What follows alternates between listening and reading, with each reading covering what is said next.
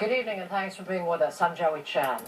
It is still just a series of dotted lines, but the proposed extensions to the Keystone Pipeline are, for many environmental activists, something of a line in the sand. The Keystone XL would ease the flow of oil from the Canadian tar sands down to refineries along the U.S. Gulf Coast. And the pipeline got a boost last week when the State Department released a huge and ultimately neutral report about its potential environmental impact. But at the southern stopping point, the final destination of the pipeline extension, America Tonight correspondent Sarah Hoy found the debate is not about future risks, but over the damage already done. I lost my sister back in 2003. She was just 17. My mother, she was 50, and we lost her back in 2009. And my grandmother we lost in 2010. Cause of death? Cancer. Is there a history of cancer in your family? No. All three of these situations, these three losses, were a total shock to the whole family. We have a good history of high blood pressure, but as far as cancer, no. Not like that, no. Former Navy officer Troy Daw was born and raised in Port Arthur, Texas. The small, sleepy city, 2 hours east of Houston, is surrounded by one of the largest concentrations of oil refineries in North America. Here in the city by the sea, a labyrinth of pipelines defines the skyline, complete with a steady stream of smoke and sulfur-tinged air. It's also here that hundreds of thousands of barrels of crude oil are converted into everything from gasoline to asphalt, to the petrochemicals needed to make plastics. But residents say living in Port Arthur is making them sick. Daw grew up across the fence line from the complex of 8 major oil refineries and hazardous waste plants. And he says his family has paid the price.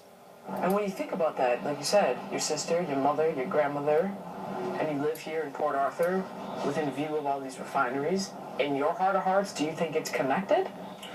I think so. I really feel like a lot of people in Port Arthur, including my family members that I lost, probably the effects on their health has something to do with these refineries in this area. A lot of people probably walking around here sick and don't even know that they're sick, or they might have something ill-fated developing inside of them, don't even know it because we're exposed to these chemicals every day. According to the Texas Department of Health, the cancer rate in Jefferson County, which includes Port Arthur, is significantly higher than in the rest of the state. Almost 8% higher for men and 6% for women. There's no way to know for sure if Daw's family members died as a result of pollution, but he says he doesn't need to see any more evidence. His mother's death hit him hardest. That image I still got in my head, like me talking about it now, it's like she was laying there and they had her mouth was open, they had a tube down her throat and her eyes was wide open and they was giving her charges to the chest. And it was like a surreal feeling. The cancer just took completely over. To lose my mother, my sister, and my grandmother like that, it messed me up completely. We're being exposed to emissions like benzene, 1,3-butadiene, which are all cancer-causing chemicals. Activist Hilton Kelley says he returned to his hometown of Port Arthur almost a decade ago to help his community, which he says is steeped in toxic fumes. I remember standing out here when I was a kid. We used to smell the sulfur odors, the stinky rotten egg odors. We would smell the strange chemicals. And I grew up just thinking that was the norm. Kelley has become an advocate for West Port Arthur's largely African-American community. We have the disproportionate number of people with cancer in this community to show that, and we have people on dialysis at this present time. It's too many people dying from this. We have a disproportionate number of kids with respiratory problems, bronchitis, asthma, skin disorders, you name it. All 5 of Chantel Yeoman's children suffer from respiratory problems. The kids all have bronchitis and allergies, and when I take them to the doctor, they said mainly it's because we're close to the refinery. We're like 2, maybe 3 blocks down the street, and so like when they release stuff, we're more like exposed to it than anybody else. So they have to take the Buterol 3 times a day and allergy medicine at night. And how do you feel about living here? I was born and raised here, so I'm concerned, and then I'm not. I'm concerned for my kids' sake because the medications they have to take because of the refinery. So, like, maybe in the future I plan to move. Are you kind of used to the smell, used to the sounds, used to the noises coming from the refinery? Honestly, yes. Like, when I come outside and I hear the bell, I'd be like, oh, they released something. And I go in the house and close the door back. Yeoman lives within sight of the sprawling Motiva refinery. Last year, the facility nearly doubled its production of oil to 600,000 barrels a day, making it the largest refinery in the United States. When Kelley returned to Port Arthur in 2000, he started his own organization dedicated to improving air quality in the city. His soul food restaurant doubles as a makeshift office. From here, he lobbied the Environmental Protection Agency, and he got their attention. Port Arthur was already on the agency's watch list for unsafe levels of benzene in the air, a known carcinogen. The EPA responded to the community's concerns over their proximity to refineries and selected it as a community in need of help. There's a problem, and that's why we were selected. Only 10 communities throughout the whole United States were selected as an EPA Showcase Community Project in 2010. The EPA invested $100,000 in a partnership with the community, local government, and refineries to improve the environment. We're disproportionately being bombarded by this toxic waste from these refineries, chemical plant, coke docks, and incinerator facilities. The low-income African-American community in West Port Arthur.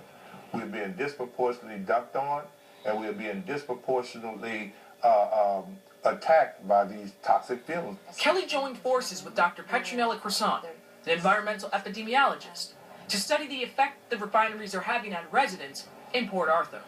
Although she did find a higher level of asthma in Port Arthur, she says it's difficult to prove that's directly related to the environment. However, she says there is reason for concern. I believe that it's possible that every single component in that complex can be in compliance with air quality emissions, but collectively, if you live in the midst of that, then it may not be safe. Oil was first discovered in Texas at the Spindletop oil field near Port Arthur at the turn of the century. The petrochemical industry was what built the state of Texas, which is why Texas is still the powerhouse economically that it is. And it really is rooted in this industry in this region. By 1923, Port Arthur was home to the largest oil refinery complex in the world. The city was bustling. But historian Sarah Belliard says the people who made their money off the oil business no longer live here. What is different today is that a lot of the old money that was here at the time of Spindletop, that was here in the 20s, Proctor Street was movie theaters and department stores and very fancy, expensive hotels. And now, because of technology, many of the people that work in the high positions in the petroleum industry don't have to live here in order to do their jobs. These days, downtown Port Arthur is a ghost of its former self. The unemployment rate is nearly 16%, more than twice the national average. The signs of economic depression are everywhere. But residents say the town is worth saving. Port Arthur is not a bad place. It's not a bad place to grow up. It's not a bad place actually to live. You know, I love Port Arthur. I do. I want people to know that this area it's a good community. Port Arthur it's a small town you can actually raise your family in. But at the same time, be aware, you know, the oil refinery chemical companies around here, we basically surrounded. We contacted two of the largest refineries, Motiva and Valero. Neither would agree to an on-camera interview, but we did get a statement from an industry association that said in part, air emissions have decreased by 56% over the past 15 years, and episodic emissions are down by over 90%. The statement went on to say that industry had invested hundreds of millions of dollars in air emissions control projects. The EPA's intervention, spurred by local activists like Kelley, has made a difference here. Agency officials told America Tonight preliminary data from last year indicated air quality in the city now meets their standards. The industry group said companies had invested several $1 million in the community in the last year, including building a new health center for area residents. I'm hopeful through this new sort of communication between the grassroots organization and industry and local government, this new communication link that have been forged between us, I'm hopeful that that could be used to where we can somehow sit down and agree to a plan to help better protect this community. Port Arthur has a long way to go. Kelley says stronger measures need to be taken in a community in the shadow of one of the world's largest refinery complexes. But he's staying put.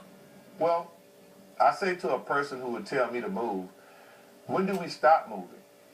When do we stop and turn and fight? These industries are cropping up all over the country, all over the world. So what we're saying to the industry is this: do your job, but do it responsibly. Following up now on the situation in Port Arthur, correspondent Sarah Hoy joins us here. Talk to us a little bit about these people. I mean, they seem quite determined, quite willing to stand up and fight, but do they have a chance? Well, they have small successes along the way. Hilton, Kelley, who you just heard from there. I mean, they are doing little things. You got the EPA involved. There's studies happening. More people are looking into this. And also we found out that there is a housing development that was near these refineries that has since closed down. The same housing development that Hilton Kelley was born in. So the industry officials, the locals, they say, listen, the building was dilapidated, that's why we had to close it down. But others, like Hilton, will say, listen, the refineries also had something to do with that. So you were down there yourself, spent a few days down there. Talk to us a little bit about what it was like. I mean, is this something that you could notice right away as an outsider? Absolutely. The second we got out of the car, you could smell that sulfur smell. They refer to it as that rotten egg smell. Also, I had itchy eyes, watery eyes, sneezing, a little tickle in my throat. And at first you thought perhaps maybe it was a cold symptom, but after being there for a week, you had little headaches, things like that. It's hard to ignore when you have all that vapor coming out. So was it just a cold, or was it actually Port Arthur? Right, and do we know what the long-term health effects are? And we may not. So thanks very much, Sarah Hoy, our America Tonight correspondent, reporting to us here. Do the economic benefits, though, of the Keystone Pipeline outweigh any potential risks? Joined tonight by Ryan Kellogg, an economics professor at the University of Michigan, who has also published some articles on drilling and on Texas oil in particular. I guess it ultimately comes down to